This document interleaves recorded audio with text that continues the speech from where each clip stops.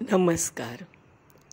आज आपण एक वेगळी चर्चा करूया. चर्चा अशी नाही आहे, आपण ज्योतिष चर्चा म्हणजे ज्योतिष आपण बोलतोय, ज्योतिषशास्त्रावर बोलतोय. ज्योतिषशास्त्रावर अभ्यासाव्यतिरिक्त आउट ऑफ बॉक्स थिंकिंग किंवा अनुभवाचे बोल असा एक विषय आहे माझा. कारण माझ्या असं लक्षात आलेलं आहे की आपण खूप प्रचंड प्रमाणात थिअरी ॲडॉप्ट करतो आहोत अनेक माध्यमातून, आणि ते इतके माध्यम आपण कंटिन्युअसली यूज करतो आहे आणि त्याच्यातून आपण कन्फ्यूज होतो आहे. तर पर्टिक्युलरली अनुभवास आलेल्या गोष्टी ज्या ज्योतिषशास्त्रामध्ये अनुभवास येत आहेत त्या गोष्टी आपण आता फक्त बघूयात. कारण आपल्याला पुस्तकातली थिअरी सगळी ॲडॉप्ट करून किंवा शिकून आपण जे गोंधळलो आहोत त्या सगळ्या अवस्थेतून आपल्याला बाहेर निघायचं आहे. म्हणूनच माझं असं टायटल असतं की ज्योतिषशास्त्र हे जे काय आहे थिअरीमध्ये जे अडकत चाललं आहे, प्रचंड प्रमाणात थिअरी आहे. थिअरी अशी आहे पुस्तकातून आहे, आपण बाकीची यूट्यूबवरून ऐकतो आहोत, आपण रेकॉर्डिंगमधून ऐकतो आहे, PDF मधून बघतो आहे, वाचतो आहे. हे सगळं करण्याची गरज आहे का, हा पहिला मुद्दा. इतकं आपण जर केलं आणि प्रत्येक पुस्तकात जर तेच पुढे पुढे येत असेल तर आपल्याला नक्की विचार करायला पाहिजे की ह्याच्यामधून किती गोष्टी आपण ॲप्लाय करू शकणार आहे आणि किती नाही. दुसरा मुद्दा असा आहे की आपण जे काय अभ्यास करत असतो तेव्हा एक विषय असा असतो की आपल्याला एक रेकॉर्डिंग नावाचं खूप क्रेज असतं. रेकॉर्डिंग हवं असं आपण म्हणतो. म्हणजे माझ्याकडे क्लासला येणारे पहिल्यांदा मला हा प्रश्न विचारतात की तुम्ही क्लास घेणार आहे पण मला रेकॉर्डिंग मिळेल का.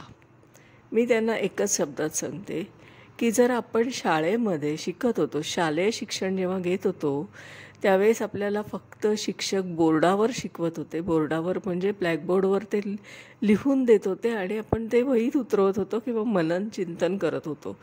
हे जी काही प्रोसेस होती त्यावेळेस जे आपल्याला अभ्यास कळत होता तो अभ्यास आपण रेकॉर्डिंग मागत होतो का त्यांना, तरी आपण पास होत होतो, डिस्टिंक्शन मिळवत होतो, वर्गात पहिले येत होतो. याचा अर्थ आपल्या मेंदूची कपॅसिटी आहे आपल्या इतकी जबरदस्त आहे, आपण त्याच्या 1% पण यूज करत नाही आहे ग्रास्पिंग करायला. मग जर आपण एखाद्या व्यक्ती शिकवत असताना जर ऐकून ते ग्रास करू शकतो तर मग आपण डिपेंड का राहावं एखाद्या सिस्टीमवर.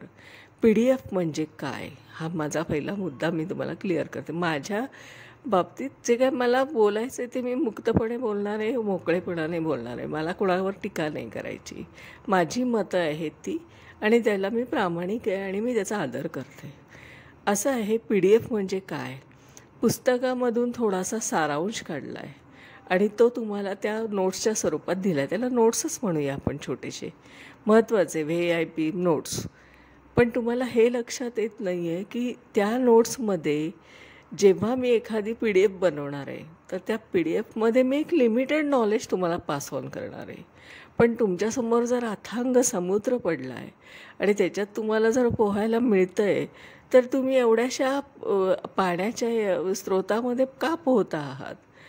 कारण आपण PDF बनवणार म्हणजे काय की आपल्याला जे कळलं आहे ना त्या गोष्टीचं आपण PDF बनवणार. ज्या गोष्टी आम्हाला कळल्या नसेल त्याची मी PDF बनवणार का. जे मुद्दे मला कळलेच नाही आहे पुस्तकातले त्याची मी PDF बनवू शकणार आहे का, तर नाही. म्हणजे मी माझ्यासुद्धा कपॅसिटीला तिथे लिमिट आणलं आहे. जर तुम्हाला त्या PDFमधून जर एवढंसंच नॉलेज मिळणार असेल तर तुम्ही त्यापेक्षा पुस्तक वाचा. त्याच्यातून तुम्हाला स्वतःला जे आकलन होतं आहे ना ते करा, त्याचे नोट्स काढा आणि ते स्वतःला त्याच्यावर चिंतन मनन करा.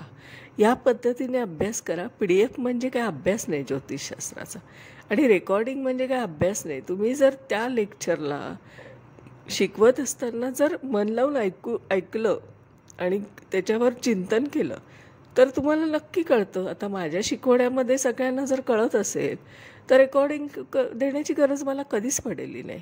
माझ्या आत्तापर्यंतचे जेवढे कोण शिकून झाले, शिकता आहेत, कोणीच मला रेकॉर्डिंग हवं असं म्हटलं नाही. कारण त्यांना रेकॉर्डिंगची गरज वाटली नाही.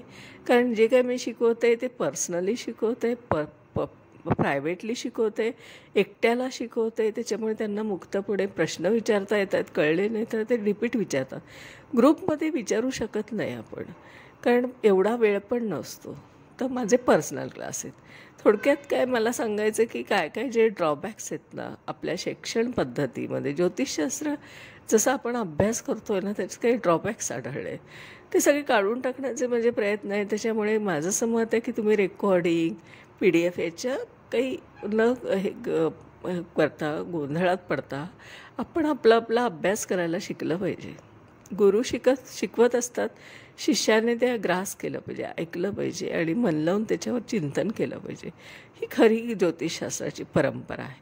आता दुसरा मुद्दा असा माझा बोलायचा आहे की आजचा विषय आहे आपला, आपण कालपासून शनीवर बोलतो. शनी ग्रह काय आहे? कारण शनिग्रहाबद्दलची एक भीती, एक धक्कादायक असं आपल्याला वाटत असतं. कारण आपण प्रत्येकजण धास्तावलेलो असतो की आत्ता बघा माझी मीन राशीला 7.5 येणार आहे, मग आत्ता कुंभेत चालू आहे, मग मकरेला हे इफेक्ट दिसले. कारण 7.5 काय आहे? 7.5 ही 3 राशींना इफेक्ट करते. मागची जिच्यात चंद्र आहे ती आणि त्याच्या पुढची. आता याचा अर्थ असं झाला की ज्यांचा चंद्र आता कुंभ राशीत आहे त्या लोकांची 7.5 आहे. पण त्याचा अर्थ असा आहे की 45, 45, 45 अशा डिग्रीने ते आपण विचार करायचा असतो. तो कसा करायचा असतो ते मी क्लासमध्ये शिकवत असते. कारण असं 7.5 पूर्णपणे आपल्याला इफेक्ट करते वगैरे असं काही नाही आहे. आपण इतकं घाबरलेलो धास्तावलेलो आहे की 7.5 येणार म्हणूनच आपण भयभीत झालो आहे. शनी ग्रह खरंच इतकं घाबरण्यासारखं आहे का? शनीला आपण ओळखलं नाही का? शनी ग्रह आहे काय? हे नुसतं पुस्तकामधून भय निर्माण करणं किंवा यूट्यूबवरून ऐकणं आणि त्याची एक धास्तावलेली अवस्था आपण निर्माण करणं हे खरंच आहे का? अनुभवास येतं आहे का? अनुभवास येत असलेल्या गोष्टी स्वीकारायला पाहिजे असं माझं मत आहे. तर चला आपण आजचा विषय बोलूया, चंद्र शनी युती. काल मी सांगितलं आहे शनिग्रह माझ्या आयुष्यात काय माझ्या आयुष्यात त्याने घडामोडी घेतल्या. कारण असं होतं आहे की जेव्हा मी माझ्या अनुभवाचे बोलते आणि एखाद्या ग्रहावर बोलते तेव्हा ते मला अनुभव आलेलं आहे, माझ्या आयुष्यात त्या घटना घडलेल्या आहेत, त्याचे हे पुरावे आहेत. कारण मी माझ्या स्वतःच्या आयुष्याला हे सगळं ज्योतिषशास्त्र अप्लाय केलं आहे आणि मगच मी दुसऱ्याच्या आयुष्यावर त्याच्यावर अप्लाय करण्यासाठी बोलते आहे. माझ्या आयुष्यात जर शनीने ही भूमिका घेतली आहे, माझा आहे कुंभेचा शनी. आता कुंभ राशीमध्ये माझा शनी आहे मकर राशीचा आणि आता माझी कुंभ राशीमध्ये गुरु आहे. आता गुरु आणि शनी असे एक लागोपाठची त्यांची एक आहे. तर मकर राशीतून जो असलेला शनी जो माझा अष्टमात आहे आणि माझा गुरु आहे तो नवमात आहे, कुंभ राशीचा गुरु आहे. आता तुम्ही सांगा, नक्षत्र पण विचार करायला पाहिजे ना. कारण गुरु नुसता आहे नवमात, पण तो कोणत्या नक्षत्रात आहे, कोणत्या चरणात आहे, आणि शनी जर अष्टमात आहे तर तो कोणत्या चरणात आहे, कोणत्या नक्षत्रात आहे, याचाही विचार केला पाहिजे साकल्याने आपण. आता चंद्र शनी युतीवर आपण बोलूया. चंद्र शनीचं जे काय आहे ते तुम्ही मागचा व्हिडिओ बघा आणि तुम्हाला लक्षात येईल की शनीवर मी काय विचार आहेत माझे स्वतःचे. आता मी चंद्र शनी युतीवर बोलते. चंद्र शनी युती ही काय आहे तर डिग्रीवर अवलंबून आहे. नुसती चंद्र शनी युती एका राशीत असणं हे मॅटर करत नाही. पहिला मुद्दा की तुम्ही नुसती चंद्र शनी युती आहे म्हणून असं काही बोलू शकत नाही. कारण स्पेसिफिक बोलता आलं पाहिजे, डिग्री वाईज बोलता आलं पाहिजे. डिग्री किती, अंतर किती त्या दोन ग्रहांमध्ये, इफेक्ट कसा घडतो. मग जर डिग्री किती वंशात्मक असेल तर त्याची तीव्रता असते किंवा तीव्रता नसते किंवा कमी असते, हे सगळं बघितलं पाहिजे ना. नुसती चंद्र शनी युती असं नाही आहे. शनी आणि चंद्र यांचं दोघांचं जे कॉम्बिनेशन घडतं ना आणि जे पुस्तकात लिहिलेलं आहे ना त्याच्यापेक्षा वेगळा अनुभव आपल्याला वेगळा येत असतो. पुस्तकातलं सगळंच खरं असतं का? ते सगळे वाक्य प्रिंटेड आहेत, क्वेश्चन बँकसारखे. क्वेश्चन बँक जसं आपण पुस्तकातलं प्रिंटेड वाक्य किंवा गाईडमधलं बघून आपण जर परीक्षेमध्ये शालेय शिक्षणात परीक्षेत आपण पहिला नंबर मिळवत होतो, कारण आपण कॉपी पेस्ट नॉलेज तेव्हापासूनच ॲडॉप्ट करायला शिकलो आहे की काही झालं की गाईडमधले प्रश्न घ्यायचे आणि परीक्षेत उतरवण्याचे आणि आपला पहिला नंबर वर्गात घ्यायचा. ही जी आपली सिस्टीम तेव्हापासून आपण करत होतो त्याच्यात काहीतरी ड्रॉबॅक्स आहेत. आपण स्वतःचा अजिबात विचार करत नाही. आता मी चंद्र-शनी युतीवर असं का बोलते, कारण चंद्र-शनी युती ही अंशात्मक असायला पाहिजे. ती किती अंशात्मक असली म्हणजे किती तीव्रता असते, हा खरा विषय आहे. नुसते ठोकळा कुंडलीमध्ये आणि एका ग्रहामध्ये चंद्र आणि शनी दिसले की त्याला युती म्हणायचं नाही, हा पहिला मुद्दा. ते अंशात्मक असतात, त्याचे परिणाम अंशात्मक असले तरच मिळतात बघायला, अन्यथा ते मिळत नाहीत. दुसरा मुद्दा असा आहे की तू नवमाशमध्ये बघितलं का, जर ती युती नवमाशमध्ये कंटिन्यू होते का तिच्यात काही डिफरन्स होतो आहे, हे पण जरा बघितलं पाहिजे. कारण नवमाश कुंडली अजिबात अभ्यास केली जात नाही. नुसत्या एका लग्न कुंडलीवरून प्रेडिक्शन करणं किती धोकादायक आहे. आज जर आपण नवमाश कुंडलीचा जर विचारच केला नाही आणि चंद्र शनी युती जर नवमाश कुंडलीमध्ये जर तुम्हाला ती तशी दिसली नाही, याचा अर्थ काय होऊ शकतो, ती डिग्री वाईज नाही आहे ना. डिग्रीवर तर नवमाश आहे. तुम्ही जेव्हा नवमाश कुंडली बनवतात किंवा बनते तेव्हा तिथे डिग्री मॅटर करते. डिग्री असते म्हणून ती युती असते, डिग्री नाही तर ती युती नाही. आता हे सगळं आपण जे बघतोय ना, हे सगळं शोध लावण्याचा विषय आहे. आपण हा अभ्यास कधीच करत नाही. आपण फक्त पुस्तकी ज्ञान घेऊन तेच बोलतो आहे, तेच करतो आहे, त्याच्यावरच प्रिडिक्शन करतो आहे. पण त्या जातकाच्या आयुष्यामध्ये ते खरंच असं दिसतंय का तुम्हाला, हे कोणी बघायचं, याच्याबद्दल आपण कधी विचार करायचा. असं कसं आपण मान्य करू शकतो की एखाद्या व्यक्तीने मला सांगितलं की हे असं आहे, पण हे मान्य मी का करायचं, तर मला अनुभव आल्याशिवाय मी मान्य करणार नाही. माझा ॲक्सेप्टन्स असं आहे की जे मला अनुभवास येतं ती थिअरी मी ॲडॉप्ट करते, जे अनुभवास येत नाही ते डिस्कार्ड करते. आता चंद्र शनी युती ही जर तुम्हाला नवमाशमध्ये पण कंटिन्यू होताना दिसली ना, तर त्याचा इफेक्ट आहे. अन्यथा तुम्हाला त्याच्यात खूप फरक जाणवेल, तीव्रतासुद्धा कमी होते.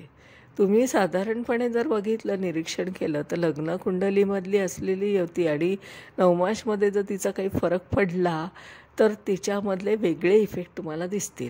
आणि हे सगळं प्रिडिक्शनमध्ये बोलायला लागतं आपल्याला जेव्हा एखाद्या जातकाची, एखाद्या क्लायंटची जेव्हा कुंडली येते आणि चंद्रशनी युती किंवा चंद्रशनी युतीचा परिणाम होतो आहे का, आपण शनीचा आस्पेक्ट पण विचार घेत नाही आहे. त्याला 3, 7, 10 या दृष्टी आहेत, ॲडिशनल पॉवर आहेत. त्या ॲडिशनल पॉवर ज्या ज्या स्थानात पडतात ना, तिथेसुद्धा खूप परिणाम करतात. आता चंद्र शनी युती ही अशीसुद्धा बघता येते आपल्याला, पण आपण काय करतो, आपल्याला फक्त डोळे झाकून काही गोष्टी ॲडॉप्ट करायची सवय लागली, शिकायची सवय लागली. कारण आपण हे शाळेपासूनच शिकलो आहे की जे पुस्तकी ज्ञान आहे तेच अभ्यास आहे असं समजायचं. आणि मला एक आठवतं आहे की मी साधारणपणे माझे गुरु जेव्हा मला शिकवत होते त्यावेळेस मला एकच वाक्य त्यांचं कायम आवडायचं की तुम्ही वाचन करत नाही, तुम्ही विचार करत नाही, तुम्हाला बाकीच्या गोष्टी विचार करण्याची सवय नाही आहे, तर ती सवय करा, असं त्यांनी कायम वारंवार सूचना दिलेली आहे. आणि ते सौम्य शब्दात सांगायचे, पण ती एक हिंट होती, ही मला कळली. आणि त्या गुरुचा मला आदेश कळला की यांना काय म्हणायचं आहे. कारण मला तो एक शब्द नेहमी खटकत होता की तुम्ही विचार करत नाही, तुम्हाला बाकीच्या गोष्टी बघायच्या नाही आहेत, तुम्ही आउट ऑफ बॉक्स थिंकिंग करू शकत नाही आहे. हे तुमचा ड्रॉबॅक आहे ना. मला हे जाणवलं आणि मग मला ते वाक्य खटकलं आणि मी त्याच्यावर खरंच विचार करून स्वतःला एक बदल केला की का बरं मी नुसती पुस्तकाची थिअरी घेऊन बसू आणि मला समोरचा सांगतोय ते मान्य का करायचं आहे. कारण ती व्यक्ती तर तुम्हाला 2 तासात काय शिकवू शकणार आहे? एवढं पूर्ण त्याचं आयुष्य तर नाही शिकवू शकणार, रिसर्च नाही शिकवू शकणार. ती काहीतरी एक हिंटच्या स्वरूपात आपल्याला काहीतरी सांगू इच्छिते, ते ऐकून घ्यायला पाहिजे होतं आणि त्याचा आपण विचार करायला पाहिजे. मला तो पॉईंट आठवला आणि मी त्याच्यावर मग रिसर्च सुरू केला आणि मला लक्षात आलं की नाही, ते म्हणतात ते बरोबर आहे ती वाक्य. आणि दुसरी गोष्ट असं आहे की दुसरा असं माझ्या लक्षात आलं की माझ्या गुरूंकडून मी एक गोष्ट शिकली आहे की ते जेव्हा स्वतःच्या नावाच्या मागे कोणतीही डिग्री लावत नव्हते, स्वतःला कधीही गुरु म्हणत नव्हते. त्यांचं एक सिम्पल स्वतःचं जे काय बोली वाचनामधलं जे नाव आहे, जे समाजात नाव आहे तेवढंच प्रिंटेड असायचं, तेवढंच ते वाक्य बोलायचे. त्याच्या मागे ना त्यांनी कोणते गुरु म्हणून पदवी लावली ना स्पेशल असं काहीतरी नाव टायटल वगैरे लावलं. ते मला प्रचंड भावलं. कारण खरंच आहे, ज्योतिषशास्त्र इतकं सोपं आहे का? अथांग महासागर आहे. तुम्ही जेव्हा एक गोता लावतात तेव्हा कुठे तुमच्या हातात थोडेसे मोती येतात. आता त्या एवढ्याशा मोत्यामध्ये आपण त्याला गुरु म्हणूया का स्वतःला? मी तर नाही, मी तर ज्योतिष विद्यार्थीच राहणार. मी गुरु होऊ शकत नाही, कारण एवढ्या अथांग महासागरामध्ये ज्योतिषशास्त्र अथांग महासागर आहे आणि त्याच्यातला एवढासा भाग मला एक एक थेंबभर जर ज्ञान मिळालं आहे तर मी स्वतःला गुरु का म्हणायचं? गुरु नाही आपण. हा गुरु ही जी पदवी आपण आपल्या नावाच्या मागे लावतो, याचा अर्थ आपण आपलंच हास्यास्पद वातावरण तयार करतो आहे. आणि ते त्यांनी त्यांच्या सिम्पल फॉर्ममध्ये केलेलं आहे. त्यांनी त्यांचं नाव फक्त जे काय असेल, जसं माझं नाव आहे सौ मनीषा प्रदीप चव्हाण, सेम त्यांनी तसं अडॉप्ट केलेलं आहे. त्याच्या मागे कुठलंही टायटल ॲडिशनल काही लावलेलं नाही आहे. ज्योतिषाचार्य नाही, गुरु नाही, कशाचीच पदव्या त्यांच्यासमोर नाही. पदव्या असून लावत नाहीत, कारण त्यांना कळलं आहे की ज्योतिषशास्त्र हे काही एवढ्याशा एका जन्मात पूर्ण होणारं नाही आहे. ते अनेक जन्म अभ्यास केल्यावर कुठेतरी त्याची थोडीशी आपल्याला मिळेल.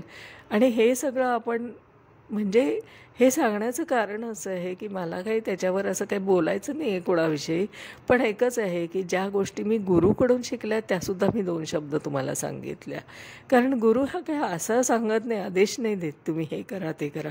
तो काहीतरी बोलता बोलता एखादी हिंट देत असतो आणि ती त्याच्यावर आपण विचार केला पाहिजे. तिसरा मुद्दा, माझ्याकडे क्लास केलेले विद्यार्थी किंवा जे कोण येतात तर त्यांची एक घाई गडबड असते.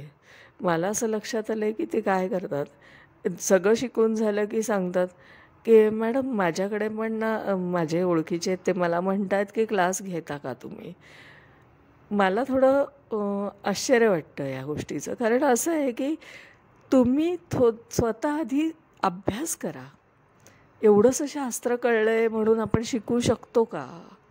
आधी अभ्यास करा, स्वतःचं एक रिसर्च करा, स्वतःचं एक मत तयार करा.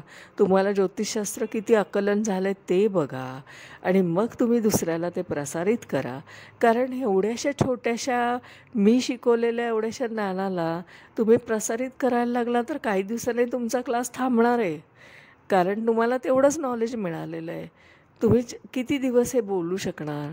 मी तुम्हाला एक सांगू इच्छिते की जेव्हा माझा 17 वर्षाचा रिसर्च चालू आहे, अजूनही सुरू आहे, 17 वर्षापासून मी रिसर्च करते, मला भरभरून बोलता काय यायला लागलं याच्या मागे असा अर्थ आहे की मी पटकन घाई केली नाही शिकवायची. मला एकच म्हणायचं होतं की मला ते आधी कळू देत, मला ते पूर्ण कळलं तर मला बोलण्याचा अधिकार आहे. असं आपण पटकन एखादा क्लास केला आणि एखादं केलं की आपण लगेच क्लास घेऊया का? याच्याने काय होईल, कॉपी पेस्ट नॉलेज सगळीकडे पसरलं जाईल. तुम्ही थोडा पुस्तकाचा आधार घेणार, PDF बनवणार, रेकॉर्डिंग करणार आणि परत तुम्ही जे काय थोडंसं ऐकलं आहे, जे तुम्हाला आकलन झालं आहे तेच तुम्ही पास ऑन करणार. याला अर्थ काय झाला की त्याला लिमिटेशन आले. म्हणजे तुम्ही हे पुस्तकी ज्ञान परत पसरायला सुरुवात केली. तर मी त्यांना थोडं सांगते की तुम्ही स्वतःचा अभ्यास करा, मग क्लास घ्या. मग क्लास घेण्याबद्दल माझं काही मत दुमत नाही. तुमचा प्रारब्ध आहे, तुमच्या नशिबात असेल ते तुम्हाला मिळणार आहे. मला त्याच्याबद्दल काहीच बोलायचं नाही आहे. पण थोडासा ना आपल्यामध्ये ती डेप्थ आली पाहिजे. आपल्याला शिकवण्याची एक पद्धत असते. आपल्याला जेव्हा आपण अभ्यास करतो आणि वर्षानुवर्ष जेव्हा करतो तेव्हा जे ज्योतिषशास्त्र कळतं ना, ते असं एका लेक्चरमध्ये एका पदवीमध्ये नाही कळत. असं हे एक थोडासा हा पण एक ड्रॉबॅक मला जाणवला आहे. आणि मी याच्यावर का बोलू इच्छित नाही, कारण की ज्याने त्याने आपला विचार करायचा आहे की आपण खरंच इतकं शिकवू शकणार आहोत का. आणि जर शिकवू शकणार असोल तर आपण आपल्याला कळलेल्याच गोष्टी परत पुढे प्रसारित करणार. आपला स्वतःचा काही विचार त्याच्यात मांडूच शकत नाही, कारण तुम्ही रिसर्चच केलेलं नाही आहे. ते अनुभवास येतं का हे बघितलं नाही, कारण मी सांगणार ते तुम्ही ॲडॉप्ट करणार.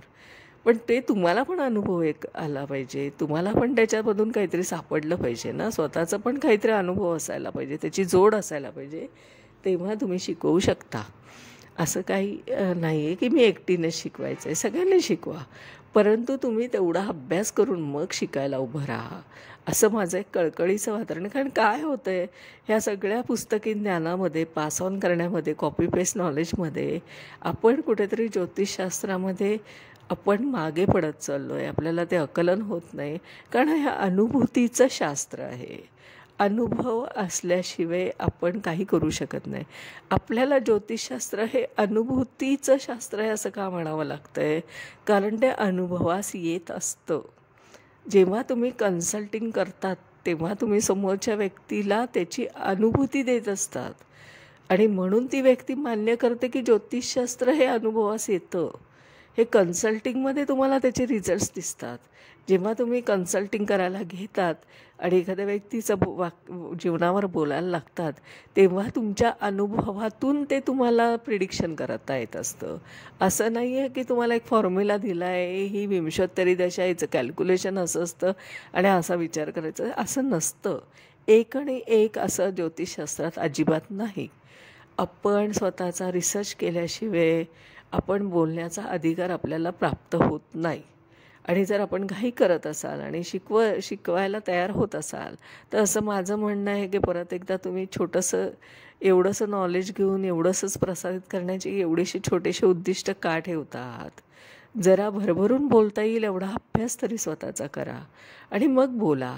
आणि PDF रेकॉर्डिंग ह्याच्यामध्ये, या ट्रॅपमध्ये का अडकतायत. एकच वेळेस जर समोरची व्यक्ती तुम्हाला शिकवू इच्छिते आणि ती तुम्हाला सांगते आणि ती सांगण्याचा प्रयत्न करते, त्याच वेळेस नीट मनन करा, चिंतन करा, त्याचा अभ्यास करा ना. म्हणून म्हणते की आपण काहीतरी वेगळ्या पद्धतीने सारखं ज्योतिषशास्त्रात जातो आहे. आता मी चंद्रशनी युतीवर जे काय बोलते त्याच्याबद्दल मी एक हिंट दिलेली आहे तुम्हाला, की जर अंशात्मक तुम्ही विचारच केला नाही तर ती ज्योती तुम्हाला पुस्तकात सांगलेल्या कोणत्याही प्रिंटेड वाक्य तुम्हाला त्या व्यक्तीच्या आयुष्यात दिसत नाहीत. हे लक्षात घ्या. चंद्रशनी युतीवर पुस्तकामध्ये जे काय वाक्य दिलेले आहेत ते अनुभवास येण्यासाठी डिग्री वाईज विचार असतो. डिग्री असल्याशिवाय ती गोष्ट अनुभवास येत नाही. नुसतं चंद्रशनी युती आहे म्हणून बोलू नये. माझं असं मत आहे की तुम्ही त्याच्यावर चंद्र आणि शनी कुठल्या कुठल्या स्थानातून काय काय करतायत, कसे कसे इफेक्ट करतायत. आपण खूप ऐकतो की शनी प्रथम स्थानात हे रिझल्ट, दुसऱ्या स्थानात हे रिझल्ट. असं नसतं ज्योतिषशास्त्र. ज्योतिषशास्त्र हे आपण स्वतःच एक वेगळ्या पद्धतीने अभ्यास करण्याची मेथड आहे. हे नुसतं आधार असतो, कारण आपण बालवाडीत जातो, पण आपण 10वीपर्यंत प्रवास करतोच ना. मग बालवाडीतला अभ्यास घेऊन आपण तिथेच थांबतो का. आपण 10वीचा अभ्यास करतो की नाही 10वीपर्यंत. मग आपण आत्ता या मिनिटाला आपण फक्त बालवाडीचा अभ्यास घेऊन आपण जर ज्योतिषशास्त्र अवलंबत असू किंवा प्रिडिक्शन करत असू, तर ते आपलं बालवाडीचं नॉलेज किती लिमिटेड असू शकतं सांगा. त्याच्यामध्ये आपण फक्त पाढे शिकलो आहे, आपण अबकडंही शिकलो आहे, आपण काय शिकलो आहोत आणि आपल्याला काय अधिकार आहे शिकवण्याचे, हे पण आपण बघितलं पाहिजे ना. मला 17 वर्ष जर ज्या गोष्टीला लागले तेव्हा मी आज बोलू शकते, तर 17 वर्ष अभ्यास करायचा म्हणजे काय करायचं, तर त्याच्यावर चिंतन, मनन, त्या पुस्तकांमधलं काय अनुभवास येतं नाही येतं, कुंडल्यांवर ते ॲप्लाय होतं न होतं, हा सगळा डीपली अभ्यास केला पाहिजे. आणि माझ्या आयुष्यात मी कधीही कुठल्याही पदव्या माझ्या आजूबाजूला, मागच्या बाजूला, गुरु वगैरे अशा कधीही लावणार नाहीत, कारण माझ्या गुरुने पण ते तसं कधीच लावलेलं नाही. अशा पद्धतीने आपण जर ज्योतिषशास्त्राचा अभ्यास केला, चंद्रशनी युती जर अनुभवास येत असेल, तर ती किती डिग्रीवर येते याचं जर तुम्ही मला कॉमेंट्स करून सांगितलं तर हा पण एक तुमचा रिसर्च होण्याचा विषय. म्हणजे मी एक हिंट दिली आहे तुम्हाला की डिग्री किती असू शकते हे तुम्ही तुमचं शोधा आणि मला कॉमेंट्स करा. तुम्ही कॉमेंट्स करा, आपण त्याच्यावर बोलूया. जरूर आपण बोलूया. अजून एक नवीन विषय मी उद्या घेणार आहे, त्याच्यावर आता मी बोलत नाही आहे. पण नवीन विषय जो आहे ना, तो पण माझ्या अनुभवातून बोलातूनच आहे. अनुभवाशिवाय मी बोलत नाही आहे. त्यामुळे आपण आता उद्या परत एकदा भेटूया.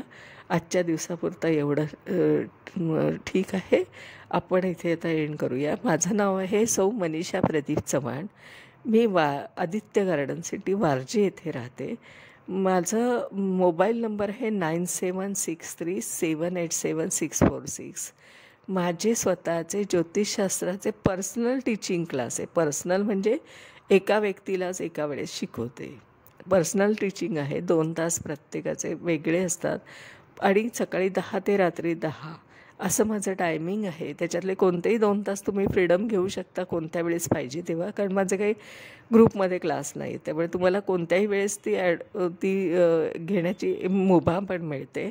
आणि दुसरं असं आहे की ड्युरेशन पण माझं कमी आहे, कारण मी सीड फॉर्ममध्ये माझा रिसर्च तुम्हाला देणार आहे आणि तेही विंशोत्तरी दशा न लावता आपण प्रिडिक्शन कसं करू शकतो तर ते मी शिकवते आहे. आणि तुम्हाला हे जर याचा सगळा आनंद घ्यायचा आहे, माझा रिसर्चमधून जे काय आलेलं आहे आउटकम, त्याचा जर तुम्हाला आनंद घ्यायचा आहे तर तुम्ही जरूर माझ्या पर्सनल क्लासला ॲडमिशन घेऊ शकता. दुसरं असं की मी कन्सल्टिंग करते, म्हणजे ज्योतिषशास्त्र मार्गदर्शन करते. कुंडलीचं विश्लेषण करून तुम्हाला तुमच्या प्रश्नांची उत्तरं देते. समजा तुमच्याकडे काही प्रश्नच नसेल तर मी जनरल प्रिडिक्शन करते. जनरल प्रिडिक्शन करूनसुद्धा त्या व्यक्तीला त्याची दिशा मिळत असते आयुष्याची. जनरल प्रिडिक्शन पण करता आलं पाहिजे. प्रश्नच नाही आहे समोरच्या माणसाच्या आयुष्यात, पण त्याला उत्सुकता आहे की माझं आयुष्य कसं असू शकतं, असं सुद्धा प्रिडिक्शन करावं लागतं आपल्या ह्या कन्सल्टिंगमध्ये. आपण हे कसं करणार आहोत याचा विचार करायचा असतो.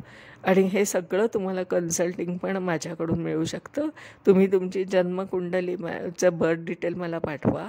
म्हणजे जन्मतारीख, जन्मवेळ आणि जन्मठिकाण 3च गोष्टी लागतात. आणि ₹500 मी फक्त चार्ज करते. त्याच्यावर एकही रुपया खर्च येत नाही, कारण माझ्याकडे मी ज्या पद्धतीने अभ्यास केला आणि ज्या पद्धतीने मी कन्सल्टिंग करते ना, त्याच्यामध्ये तुम्हाला एक वेगळी विविधता आढळेल. आणि हे सगळं अनुभवायचं असेल तर जरूर या. दुसरी सूचना अशी आहे की तुम्ही माझ्या क्लासला येण्याच्या आधी माझीच परीक्षा घ्या की मी तुम्हाला शिकवू शकणार आहे का. तर त्याच्यासाठी तुम्ही तुमची कुंडली माझ्याकडे द्या. मी ती कन्सल्टिंग करून तुम्हाला तुमचं आयुष्य समजून सांगते. आणि जर तुम्हाला खात्री पटली की मी प्रिडिक्शन तुमच्या आयुष्याचं करू शकते, तर याचा अर्थ मी नक्की तुम्हाला शिकवू शकते ज्योतिषशास्त्र, याची तुम्हाला खात्री पटेल. आणि तुमचे पैसे आणि वेळही वाया जाणार नाही. कारण माझं असं म्हणणं आहे, खणखणीत जर तुमचं नाणं असेल ना, तर ते बाजारात कुठेही चालणार आहे. इतकं आव्हान कोणी देऊ शकत नाही की माझीच परीक्षा घ्या आणि मग माझ्या क्लासला या, असं कोणी म्हणत नाही. आणि मी हे वेगळं म्हणते आहे तुम्हाला. जरूर या पण संधीचा फायदा घ्या. पहिले तुमचं प्रिडिक्शनसाठी तुमची जन्मकुंडली द्या. त्याच्यात जर मी तुम्हाला प्रिडिक्शन करून दाखवलं तर जरूर माझ्या क्लाससाठी ॲडमिशन घ्या. आणि कन्सल्टिंगचा पण तुम्ही अनुभव घेऊ शकता माझा. आणि हे